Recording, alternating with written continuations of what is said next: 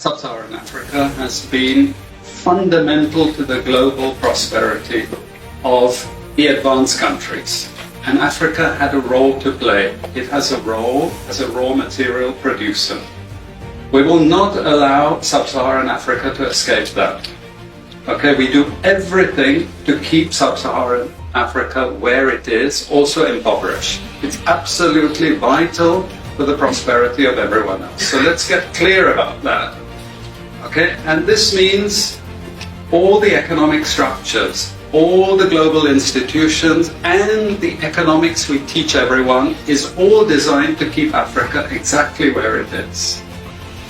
And whether it is Europe or US or now China, it's always the same. We need Africa to be impoverished because we need those raw materials and we need them dirt cheap. Okay, so that's the message.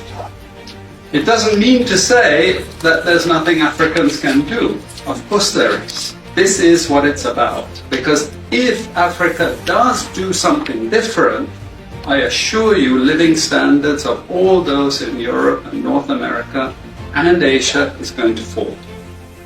Okay? And that is a big price to pay. I assure you that the West is not going to allow that without a big fight.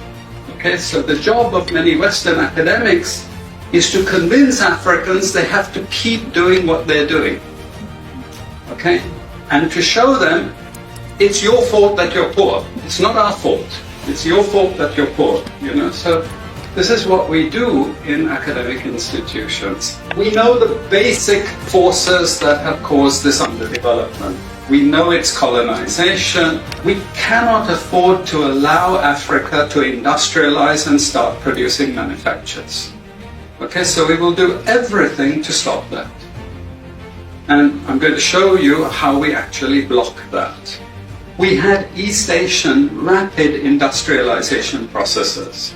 So in the earlier period, we had Japan and Korea and Taiwan.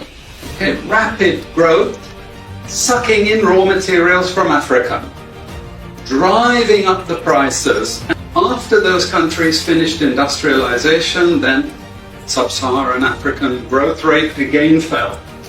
Sub-Saharan Africa is condemned to this role, just the supplier of raw materials, not a manufacturer. The currencies are collapsing of these countries, and many of them are Sub-Saharan African countries. After colonization ended, we needed new structures to keep these countries where they were. Okay? And the first of those is aid. Okay? We give them aid. Aid for what? Actually, we give them aid to keep repressive regimes in power. That's all. All the hypocrisy about transparency and democracy and bullshit like that, it's all bullshit. But it would go to country after country offering loans. And if the president did not accept the loan, they were killed. It's just economics. It's economic warfare. The rich declare war on the poor. It happens everywhere. It happens in a country. The rich control the government. Of course they do. You really believe you have democracy? Come on. You know, I mean, grow up. Who has all the subsidies and income support? US, Europe. The largest budgets in the world for supporting their farmers are Europe and US. You see, we're keeping them dependent. We're keeping them on a string.